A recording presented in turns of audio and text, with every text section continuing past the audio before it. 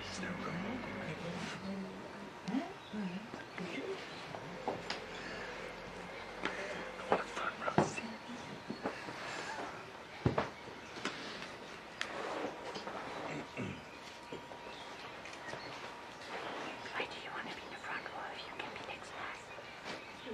I just, as you like.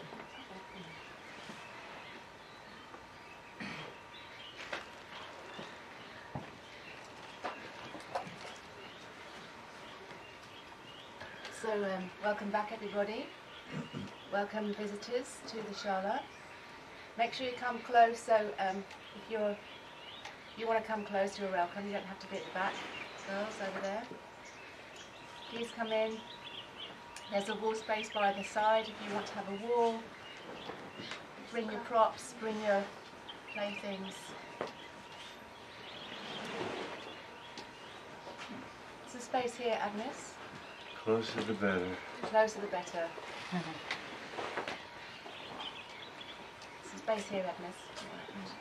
Don't be shy. You can stretch them out.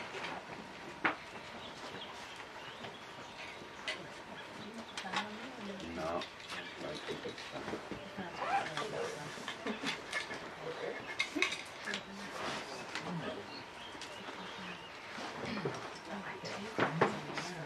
What's that? Uh-oh.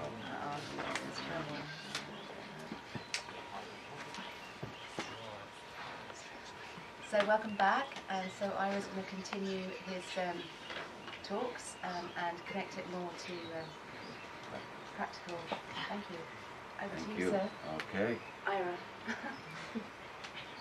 So we'll begin the same way as yesterday with that opening mantra.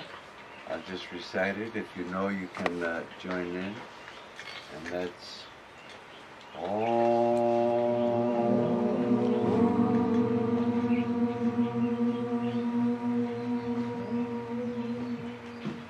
Sahana bhavatu, sahano punatu, saha viryam karavavahai, tejasvinavadi tamastu ma vidvashavahai.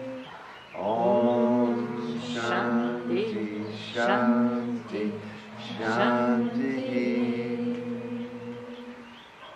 Okay, so very briefly, I'm just going to, I talked about a lot of things yesterday, but the two fundamental things that I spoke about was that the Atman, the self in this teaching, is the witness inside everybody. That inside everybody there's a witness, and that witness turns out to be the absolute reality. Infinite bliss. It's hard to believe that that which is lighting up my thoughts is the only thing that truly exists. It never changes. It's all pervading. It's beyond time and space. Even though it's lighting up my thoughts, it's kind of like infinite space. And if you were to take a bunch of cups, in each cup you say, oh, there's space in this cup and space in this cup. But there's just one space in all the cups. That one space is the witness in you. That's the true self. That's who we really are, always and forever. That's the teaching. This is the ancient teaching of the Upanishads. You are that. The second point that I tried to make was that even though that's the case, that it's a fact, it's not that you'll become that when you go to heaven or when something happens. It's an already fact. Nobody knows that fact. Not only doesn't anybody know that fact, everybody has a misconception about that fact. Even though I am that eternal witnessing consciousness which is beyond time, space, and causality, I am convinced that I am this. I've taken myself, the subject, to be the object, and I say I am fat, I am tall, I am a man, I am a woman, I am happy, I am sad, all objects, I've mixed up myself with the not self. And this misconception, it's just a misconception. There's nothing more to it than that. You're always the witness. Suppose you were to say, I'm the witness. And then you have another thought.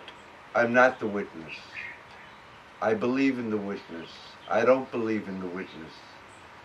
That consciousness in which all those thoughts are appearing in you, that's the witness. You can't negate it. You can't think it away. There's no experience when it's not there. And even when there's no experience, the reason you know there's no experience is because you're still there.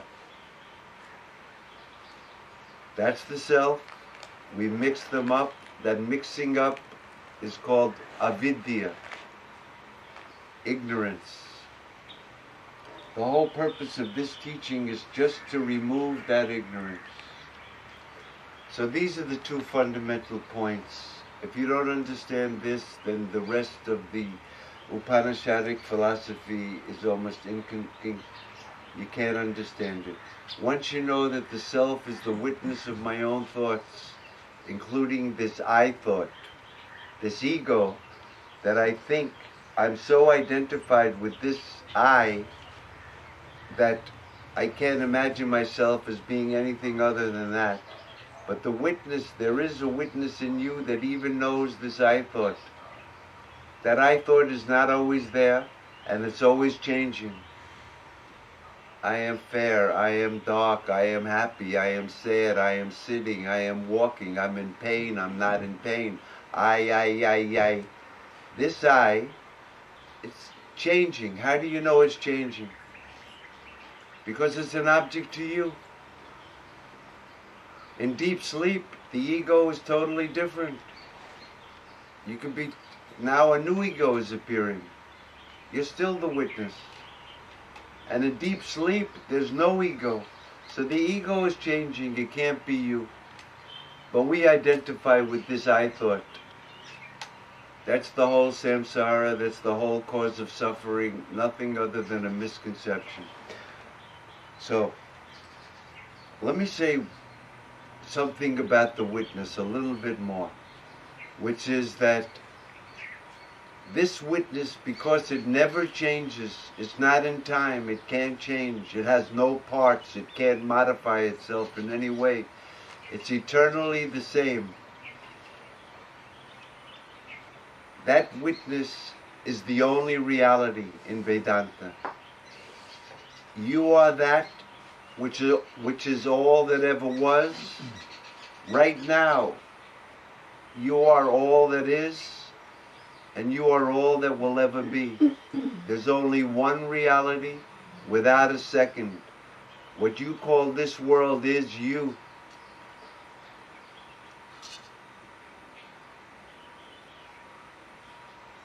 That one reality, ekam advityam, without a second, it has another name in Sanskrit. You probably heard of it.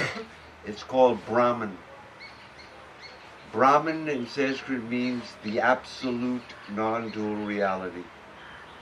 So the third point I want to discuss briefly is that the highest truth in Vedanta is that there's just this one absolute reality, which is your own self. That's all that ever was, is, or will be. There never was anything other than that. There's nothing other than that now. There never will be. What does that mean? There's no gurus. There's nobody suffering. There's nobody who has to get out of suffering. Because there's only Brahman. That's the highest truth. That's called the absolute point of view. From the absolute point of view, there's just one reality without a second. But there's another point of view. The point of view of ignorance. The point of view of duality. It's kind of like when you're in the waking state, The cup is real because I can see it, touch it, smell it, taste it. You guys can see it, touch it, smell it. It has causal efficacy. It's real. And ghosts and goblins and flying elephants are not real. In the world, the things that I know through my senses and use and can understand through reason is real. And what is not available to the senses and is against reason, we say is unreal. That's called the empirical point of view. So, when Vedanta says you are ignorant, is that the absolute point of view or the relative point of view? That's just the relative point of view. When it says you have to get rid of this misconception and then you'll be free, is that the absolute or relative point of view? No? Anyone else? I'm going to recite a verse from the 5th century AD, a famous person who taught this philosophy that I'm talking about. And he has a verse that goes like this: Na utpatti na nirodha na bada na sadhakaha na mamukshu na muktaha iti esha paramarthaha. Translation: there is no creation, there is no destruction, there's nobody bound, there's nobody practicing spiritual discipline, there's nobody who desires liberation, and there's nobody liberated. Iti esha paramartha. That is the highest truth.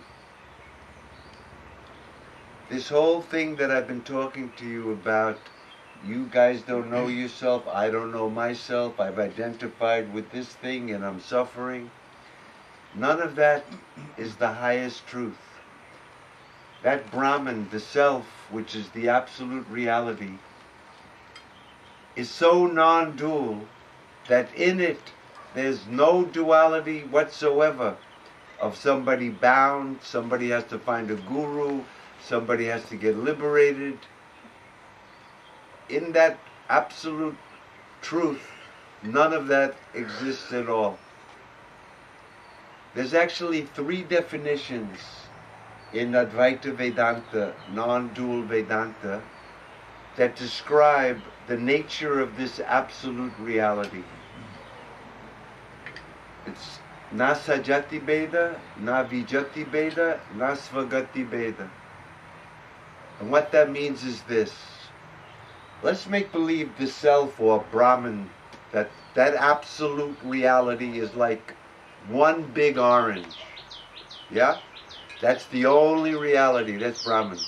So the definition is, other than that orange, other than that Brahman, other than that self, there's no other thing that's the same as it. That's called Nasa Jati Beda.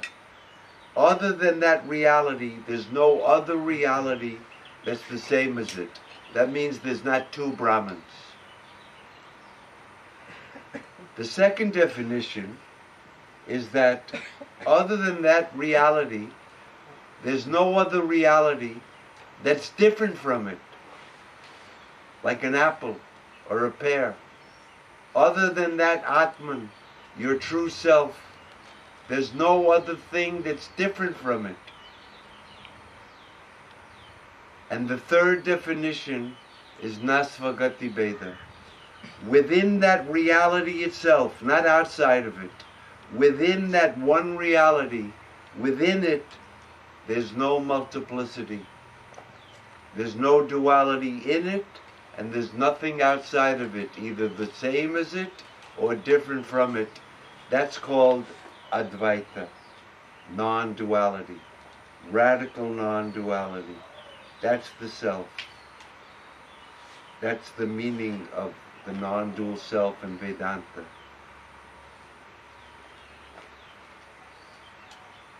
There's no other teaching in India or anywhere else in the world that believes in such a thing. It's perhaps the most ridiculous teaching you could ever hear, because it seems to contradict everyone's common experience.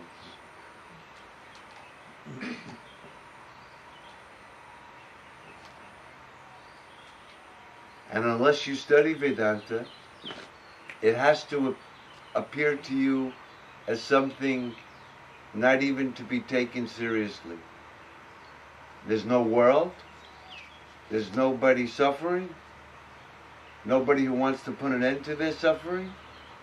There was no Buddha, no Shankara, no gurus, no scriptures. Well, where are we going to go with that?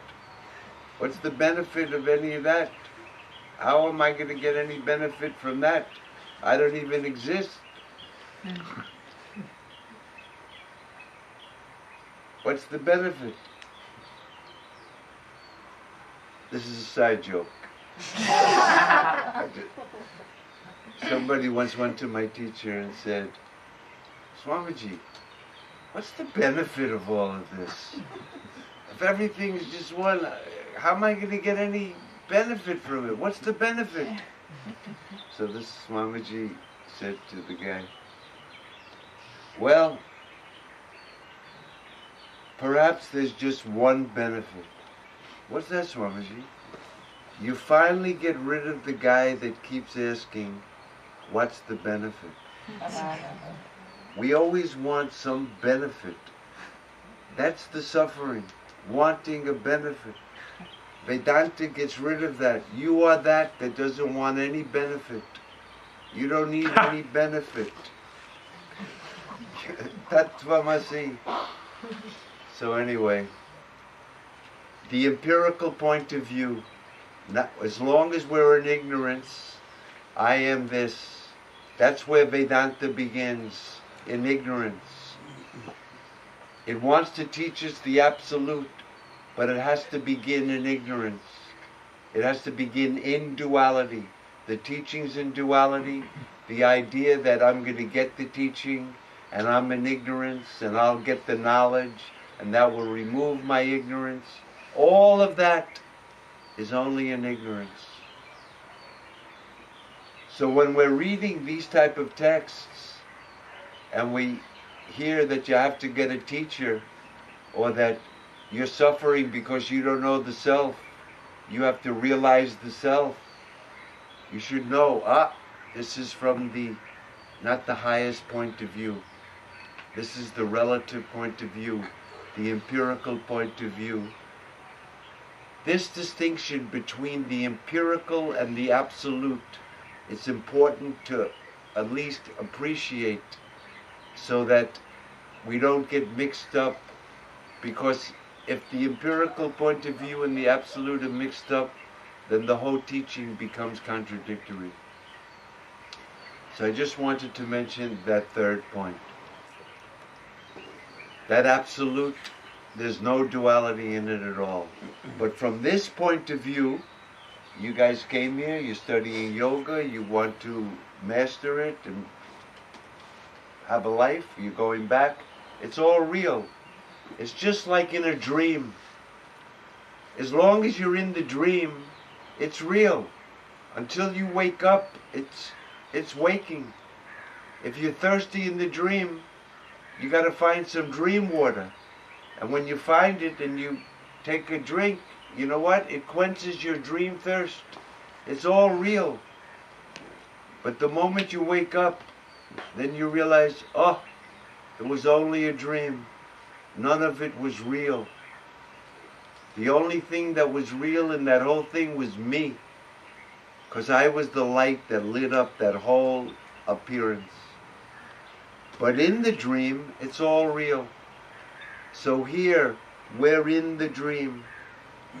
The dream of being born, getting old, getting sick, and dying. The dream of I'm awake, and then I dreamt, and then I slept, and then I woke up. It's all a dream because we don't know the true self that never went to sleep, never woke up, was never born, doesn't get old, doesn't get sick, and doesn't die. Until that knowledge arises, This is absolutely true. You can't negate it. So, since that's where we all are, we're all in this boat together. We all feel I am this is mine, I am this body, this is my house, my car, my money, my wife, my children. And sometimes I'm happy, sometimes I'm not happy, and I want to be really happy, and I don't want to die. This is where we begin. This is where the Vedanta begins. So, once I'm in this situation, then I want to be happy. So where am I going to find happiness? I have to find it outside. Good meal, a beautiful partner, a wonderful house, a nice car. These are the things that bring me happiness. Illness, getting sued, getting hit by a car, they bring me unhappiness. I'm going to try to avoid all the bad things, and I'm going to try to get all the good things. The problem with this strategy is that I never really get all the good things that I want. If I do get them, I lose interest in them. If I don't lose interest in them, something takes it away. And all the things that I try to avoid, that lump that the doctor found on the x-ray, my loved one dying,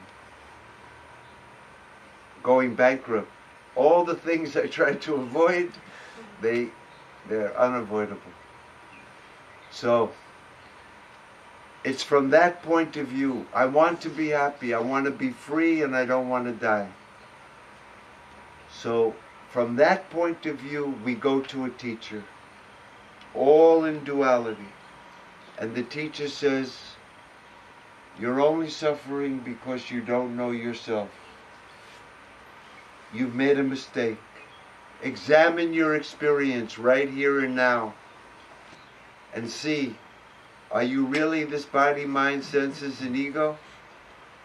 Or are you Sat Chit Ananda, existence beyond time and space, consciousness free from all objects, and bliss, infinite bliss, not caused by anything? Check your experience, and that'll put an end to the misconception. How do I check my experience? The only way to do it, anybody remember that restaurateur I was talking about? Because the mind is out, looking for happiness, looking for freedom, looking for peace. That extrovert mind can never know this truth.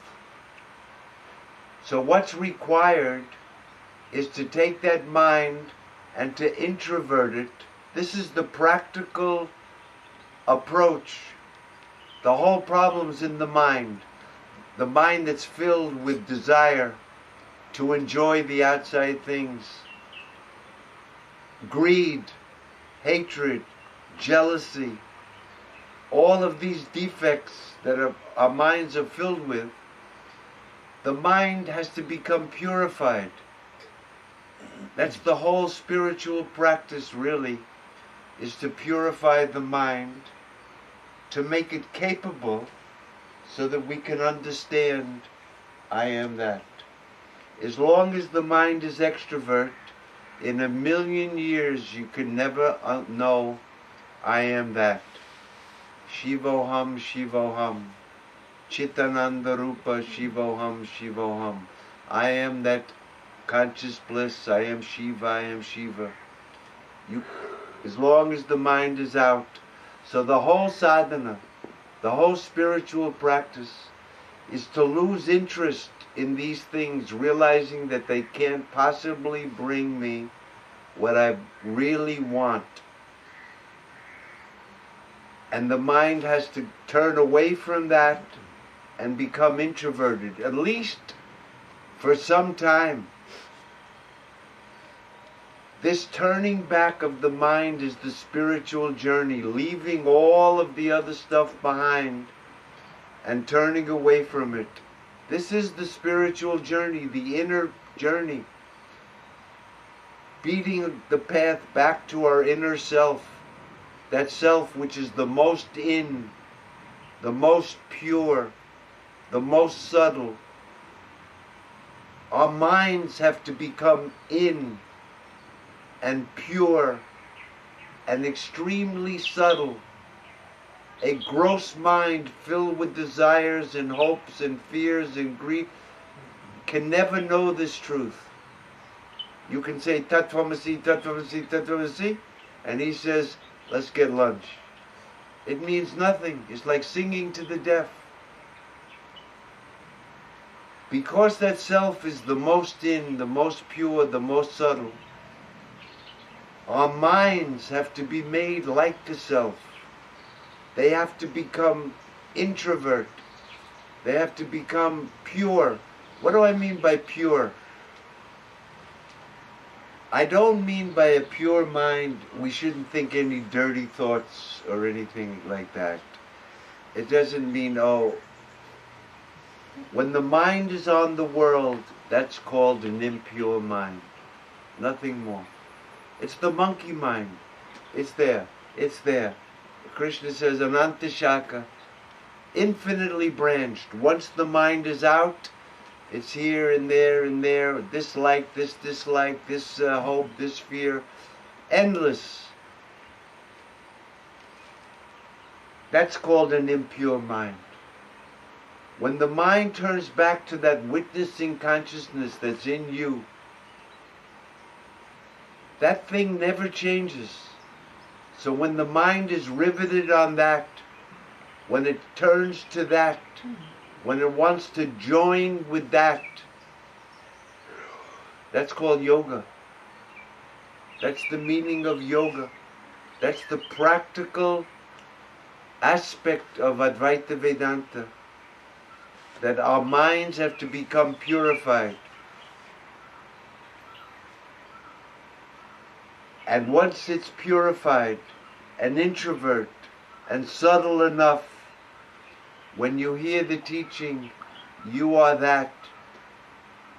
There is nothing is clear, nothing so near, nothing so obvious, because it's your own self. It's self-lit. It doesn't need anything to make it known.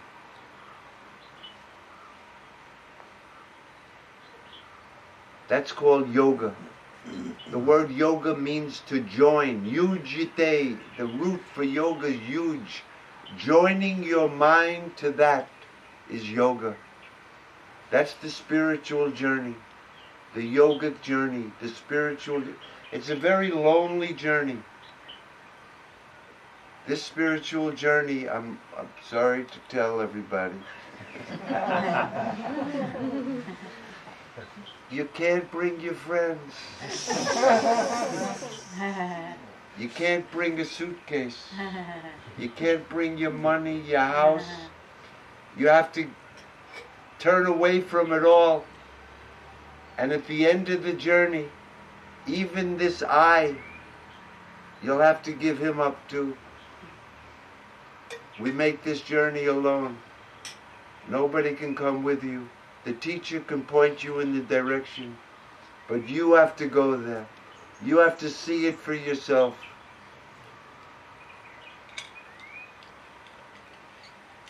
So if yoga means joining to that, in a secondary sense, everything that helps us to join to that is also yoga, or a part of yoga. For example, eating sattvic foods.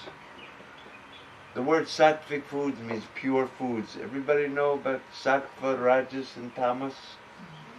No. So, they usually divide food in the old days, before modern nutrition, into three categories.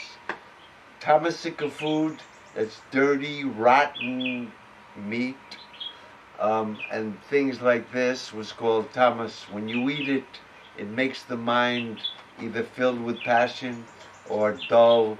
And then there's, dull. There's other types of food that make you rajasic, filled with passion. So a yogi tries to avoid those, and he tries to eat sattvic foods.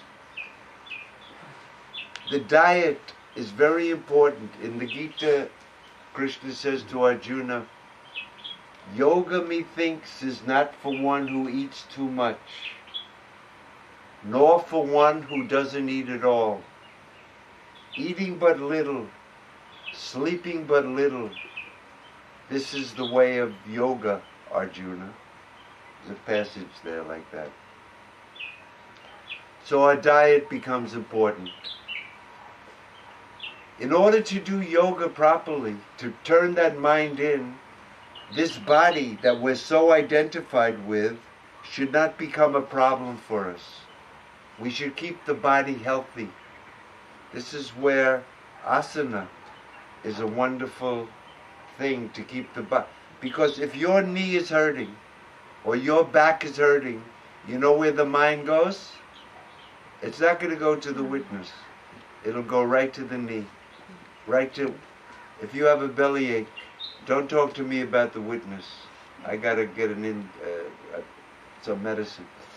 So you got to keep the body healthy. The diet should be good. Sleep should be proper. The company that you hang out with should inspire this type of thing. And the people that are living a life that's taking them far away, we keep them at somewhat of a distance, because our company affects how our mind is. And then we get to some more practical things. In my ignorance, I take myself to be, I am this. The identification with this body is so thick, you can listen to 100 of these talks. I guarantee you, everybody gets up, you walk out of here, I'm the body. So, nobody's getting liberated from this talk. So you're the body. So if you're the body, that means you're the doer. You do things. With my hands, I can do. With my legs, I can do. With my mouth, I can. Doing things is called karma. In Sanskrit, the Sanskrit word karma means action. We're all actors. Even though the self never acts. The self is the unchanging reality. But because I'm identified with this, I can't stop acting for a second. If somebody says, I'm going to stop all action, you won't be able to do it. What do you mean? I'm going to go to a cave. I'm going to stop everything. What are you going to do in the cave? Are you going to be thinking? Well, that's an action. How about, will you be breathing in the cave? Yeah, I'll be breathing. Well, that's an action. You can't stop acting. So we have to act karma. How to make those actions, oh, by the way, normally we do actions in a particular way in our ignorance. I do what I like to do. And I don't do what I don't like to do. I'm free. I do what I like, that's called raga, and I don't do what I don't like. That's called dvesha. So when I do an action to try to get what I like, that action produces a result. I'm doing it to get that result. But sometimes that result doesn't happen. When the result happens, you know what the result is? I'm elated. I got it. I want ice cream. I'm going to the store. That's a karma. I open the thing. That's a karma. I take the spoon. That's a karma. Hits the tongue. That's a karma. Ah, happy. I got the fruit of that karma. That in Sanskrit is called karma pala.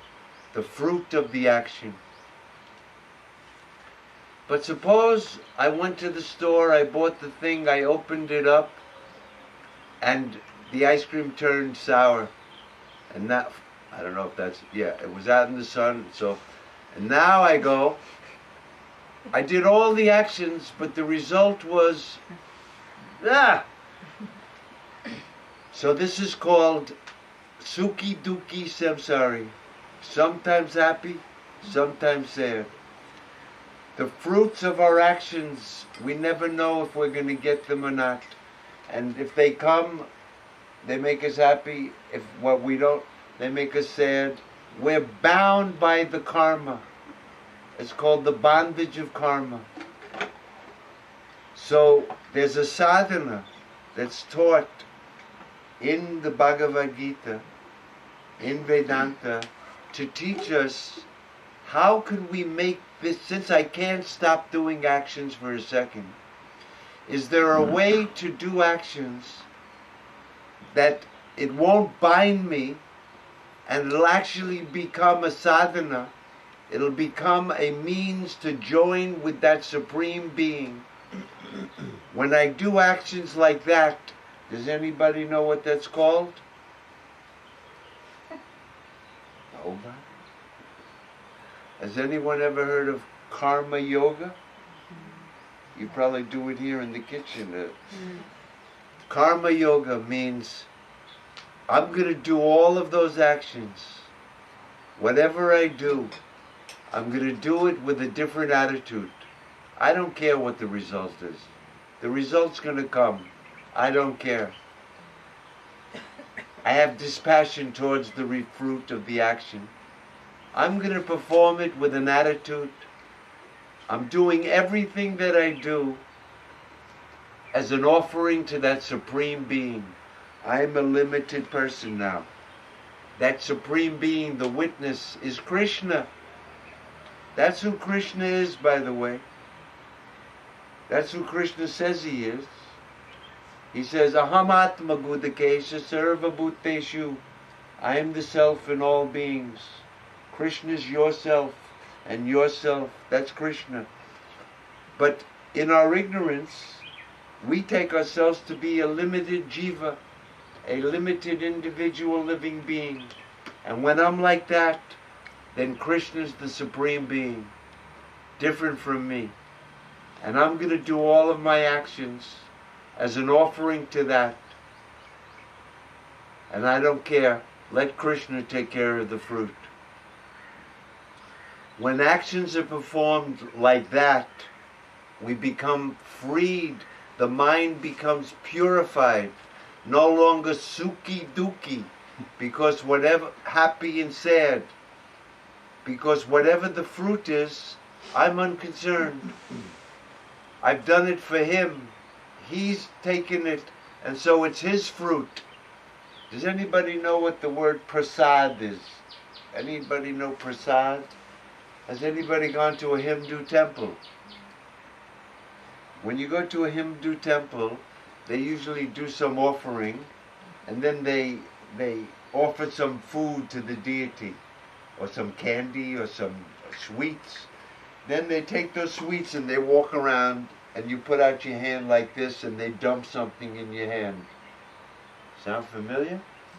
Maybe, yeah? So that thing that they dump in your hand, you're supposed to go like this, very humble, and they put the thing in your hand, and that's called prasad. It's been offered to God, and now you get it. And you're supposed to, without any question, because now it's coming, you drop it in. You never say to the guy who, I don't really, you got anything else over there? This is not my, any chocolate? No, because it's prasad. You're supposed to accept it as it's coming from him, and you're blessed by it. When all of the fruits of your actions are taken like it's coming from him, he knows best. Even the bad things, somehow there must be some good thing in it. I'll take it as his prasad.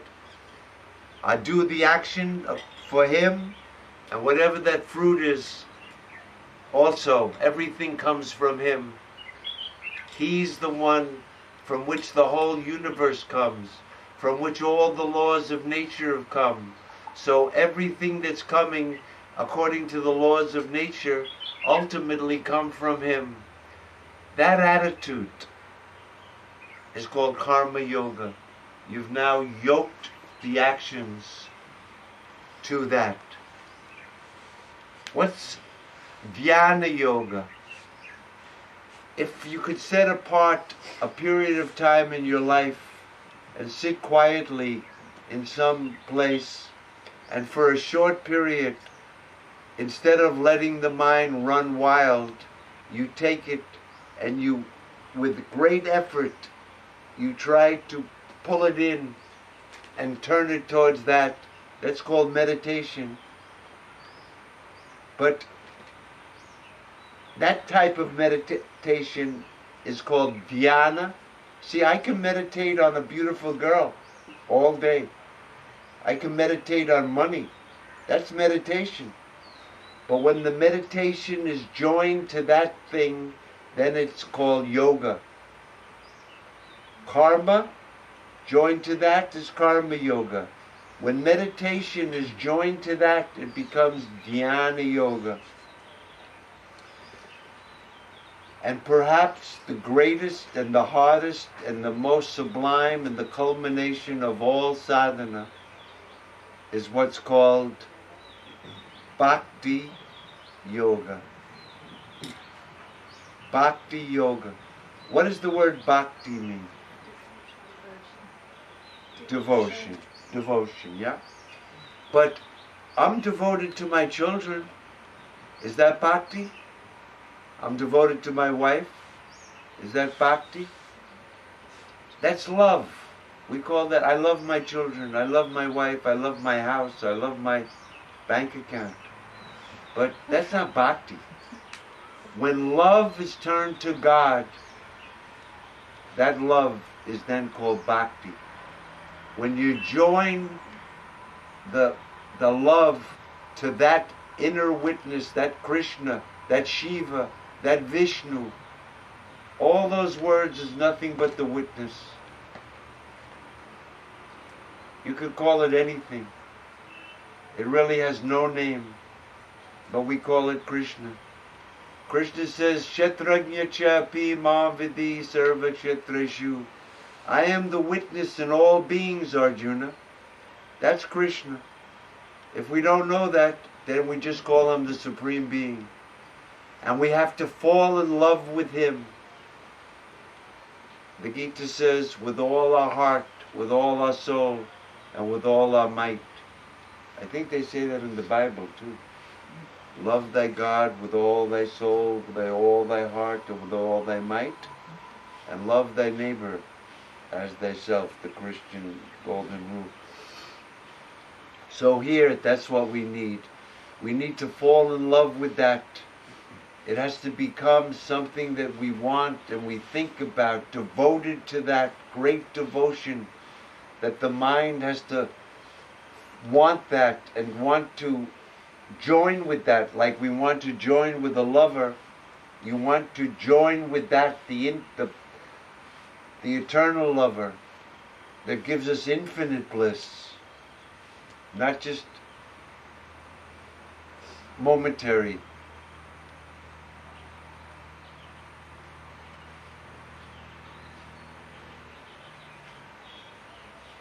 If you can develop that feeling, I want to talk about God, I want to read about God, I want to know God, I want to join with God, I want to become one with God. That's bhakti. That's called bhakti yoga. It's not easy, of course, because we love so many other things and the mind is out. But a bhakta, Krishna says in the Gita, Bhaktya eva mam abhijanati. By bhakti alone, you come to know me. This is not just an academic thing or an intellectual pursuit where you take an exam. If anybody's recorded this thing, they can study it, and then if I give a test, everybody can get 100 on it, theoretically. What good is it? It's only by bhakti that you'll come to know him in truth. Krishna says, Mat Bhakta Buddhi Yogam Dadami. I give my devotee the capacity, Buddhi Yogam, the yoga of discrimination.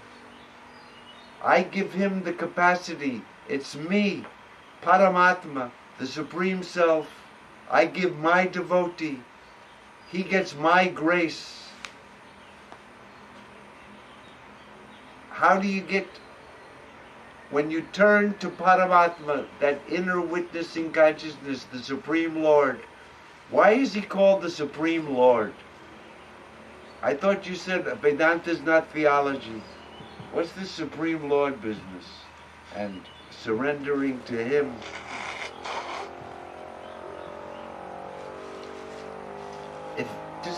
I'm going to stop for 1 second. Cut. I want a raise of hands. Who here, I've been trying to talk about the witness, right? The inner. Who thinks that they have any idea what I'm talking about? By a raise of hands. 1, 2, 3. Yeah. No. Yeah. Okay, so that's fantastic. All right, because it's not an easy concept, and it's hard to point this out to people, because if I had to point it out like that, then everyone could. But the witness you can't see, so and you can't even think of it. But it's lighting up every thought. Okay. So that witness, let's look at it from your own point of view. Take your stand in the own witness and see that witness, everything arises, everything comes out of that witness. He's the creator of everything. He's the source of everything. It's the witness in which everything appears. You can see that, yes? That's called Brahma, the creator of the universe. When something appears, does the consciousness pervade that thing? It fully pervades it. It's lighting it up. And that means it's Vishnu. It's the all-pervading. Wherever you go, is there any place that witness is not? If I go to the Himalayas, is that witness going to be there? When I get under the covers at night and I put the head over, is the witness there? When I get back to England, is the witness going to be there? He's omnipresent. The whole universe arises in him. He's omnipotent. And that witness is the knower of everything. He's omniscient. Isn't that the definition of God? All-powerful, all-knowing, all-pervading. So when you're this individual, that witness in you is called God. When you know that witness is the only reality, then he's not God. But in relation to me, that's God. And I have to do my works as an offering to that Supreme Being. I have to meditate, Dhyana Yoga, and I have to fall in love with that, become consumed with that. It's like when you fall in love with a lover and you have to go to work. You're at work doing whatever you do, but the back of your mind, what is she doing? I wonder where she is. I can't wait till I get out of work. I'm going home. I'm going to see her. We'll have dinner together. This business, whatever you're doing in the back, this is constantly, the main thing is that's what my supreme love, because the self is the most lovable. Everything is lovable for the sake of the self, but nothing is more lovable than my own self. How are we doing for time? Good. going to tell you a story. It'll kind of make it a little easier. Quick story. And this is the story of, from the Upanishads, ancient story. There was a time in India when the kings were interested in this subject matter, the knowledge of the self, or the knowledge of Brahman. And the one king, his name was Janaka, and he wanted to know, who's the wisest man in my whole kingdom? He says, I know how to find out. I'm going to make a debate. And I'm going to offer the winner of the debate 1,000 cows. And on each horn of those cows, there's going to be 5 kilos of gold. That means 10 kilos, 20 pounds. American, you guys know kilos, so that's good enough. 10 kilos of gold, 1,000 cows, yeah? It's a big prize. He sent out his minions all over India to put up the poster. Big debate, 1,000 cows, who's ever the wisest guy, he's going to get it. And everybody came. The scholars, the idiots, monks, yogis, they all showed up for the debate. There's a big crowd at the palace. So the king said, here's what we're going to do. We're going to divide up into groups, and we're going to have a thing called the process of elimination. So one group, if you win your group and that guy wins that group, then you guys debate, And they finally got down to the last 3 or 4 debaters. I don't have to go into the details of the debate, but one guy won the debate, of course. And his name was Yajnavalkya. So the king went up to Yajnavalkya and says, Yajnavalkya, you are the wisest man in my kingdom. You've defeated all challenges. You are the best of the knowers of Brahman. I'm presenting you with the 1,000 cows, with the 10 kilos on each one. Thank you so much for sharing your wisdom here in my palace. So Yajnavalkya looks at the king and says, Janaka, I certainly thank you for this, and I came here to win this prize. But you know, during the debate I've decided, for me, I'm getting old now. I have no use for this business. I'm going off into the forest. Can I give my cows away? Janaka says, they're your cows. Do what you want. So it turns out Yajnavalkya had 2 wives. What does that show you? You don't have to be a celibate monk living in a cave to be the wisest guy. He had 2 wives, and he's the wise man. He calls his 2 wives.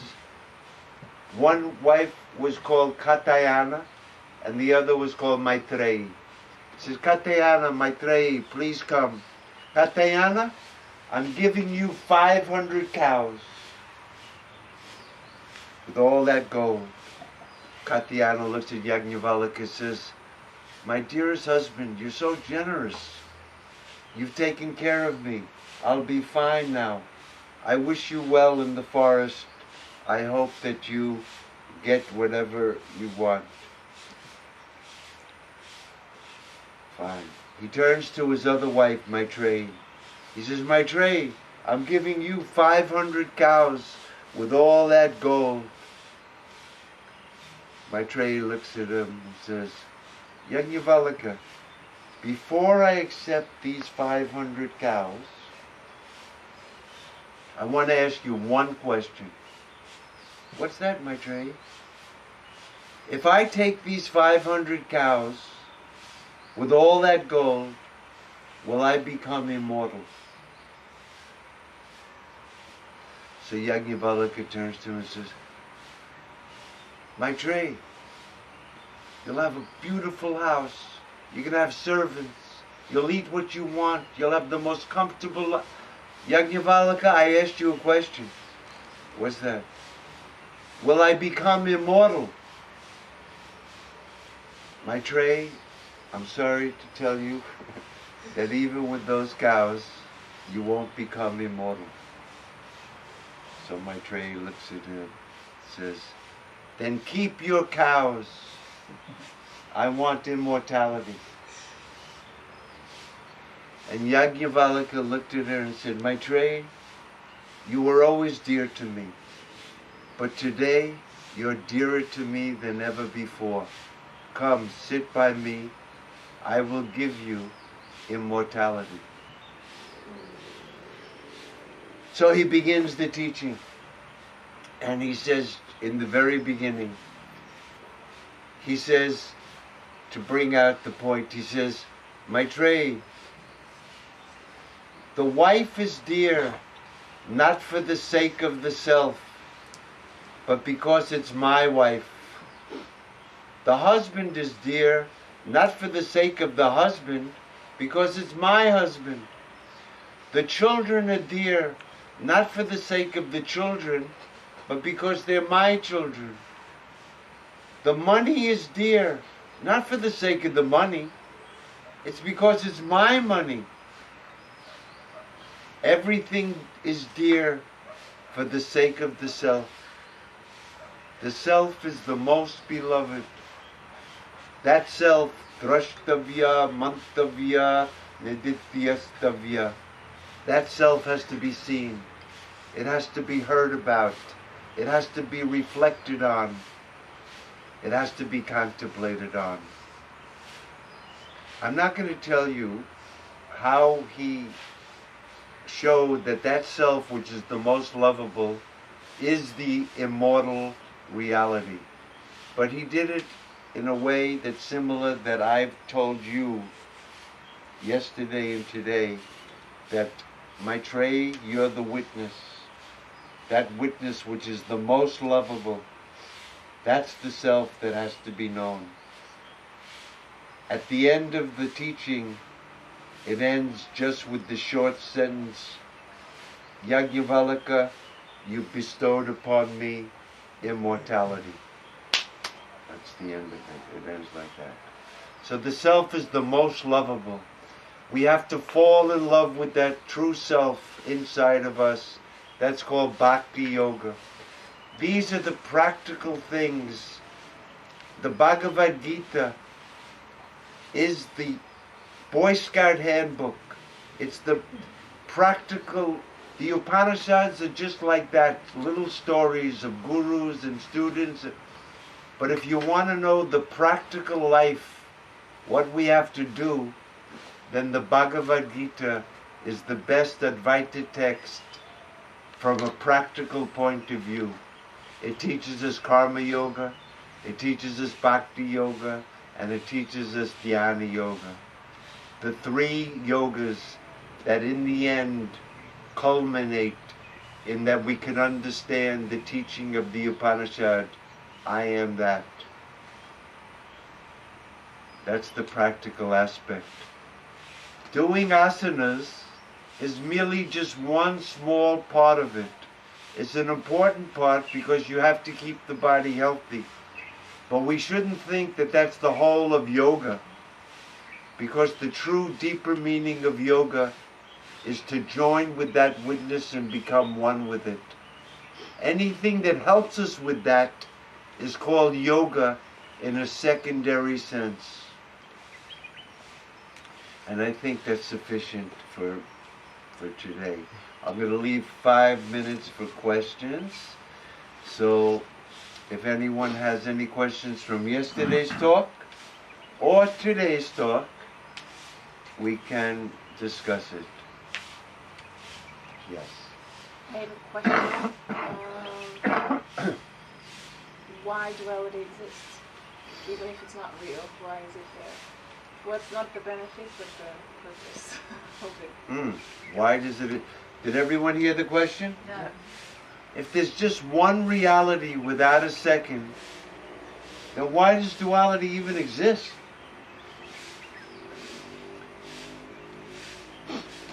Here's how I'm going to try to answer that. Suppose there was a rope here. That's the reality. There's really a rope. But it's kind of dark, and you looked at it, and you thought it was a snake. Yeah? So the snake is appearing, right? There's only a rope there. But because you don't know it's a rope, you've mistaken it as a snake. Now, I know the truth. There's only a rope. That's all there ever was. Even when you saw the snake, there was only a rope. Yeah? And if I put a flashlight and you look again, you'll see, oh, there never was a snake. There was only a rope. The reason the duality is appearing is because you don't know the truth. Just like the reason the snake is appearing is because you don't know the truth. If you knew the truth, duality would not appear.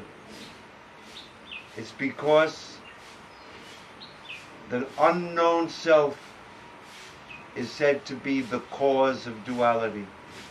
And when the self is known, there's no duality. There never was. Even while it's appearing, there's no duality. It's because we don't know the truth that duality appears. But even though it's appearing, there's no duality. It never came. You want to know why is it here when it's not here? If you think it's here, the only answer we can give you is in the same way.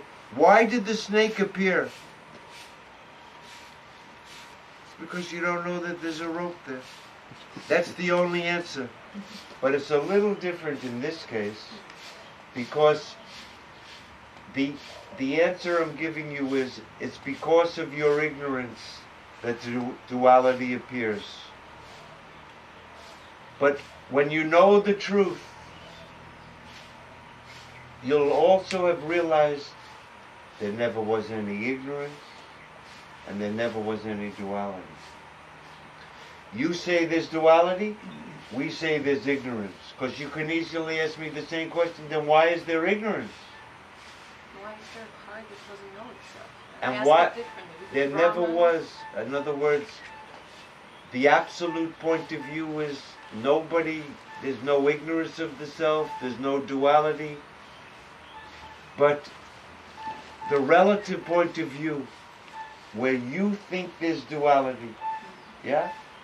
From that point of view, the answer is because you don't know the truth. But when I realize I am that, what do I realize? There never was any ignorance and there never was any duality. That's the absolute highest truth. This other thing never was, is, or will be. There never was any ignorance, nor was there any world caused by that ignorance. But if you want to know why is there duality, the only answer can be because of ignorance. When the ignorance is gone, there never was any ignorance. And who is this person who is in this hologram? Nobody Why realized. is there a dream? Because if everything comes out of Brahman and goes back and it's Nothing came true, out of Brahman, nothing goes back into Brahman. so we don't exist. We don't exist. That's, if we did, duality would be real, yeah? Okay. So This is called Advaita. That's why I said it's the most unbelievable philosophy in the history of human thought. so this dream doesn't really exist. That Brahman The is dream dreaming. doesn't, because what is a dream? A dream is that state in which the world that was appearing there seemed to exist, but in truth it never existed. There was no dream tiger at any time, or a dream person who saw it. It never existed. But in the dream, you saw the dream tiger. Why? Because the only thing you can say is because you don't know the truth. But when you wake up, the whole thing was, it never really existed. Dream is not something that came into existence. It's an appearance. An appearance is that which seems to exist, but in fact never was. That snake, it appears to exist, but there was never a snake there. There's only a rope. That's the only answer. You can think about it. it may not seem very satisfying. If you think about it more, no, because this is a very fundamental and hard question. This is, and it's a good question to ask. And you shouldn't accept anybody's answer, because Vedanta is not like that. You have to see, if I take my stand in the witness, is there any world at all? Then I don't have to give a reason why the world came. But as long as we're in duality, we want to know why it came. What's the reason? So then the only answer is ignorance. But the truth is, there's no ignorance. Okay. Any other questions? The practical, everybody knows Karma Yoga, Dhyana Yoga, Bhakti Yoga. The Bhagavad Gita is the practical text for Vedanta. We'll end it with just a short Sanskrit prayer. And that prayer means that witnesses fullness. Because of ignorance, that fullness looks like this fullness. From that fullness, this fullness apparently came. It didn't really come. If you take away this fullness, you know what remains? Anybody? Fullness. That's the whole teaching. There's only fullness. It appears like this. That is fullness, this is fullness. From that fullness, this fullness came. Take this fullness away, fullness alone remains. It's an ancient Sanskrit mantra. And we'll recite it. If anybody knows it, you can join me. Om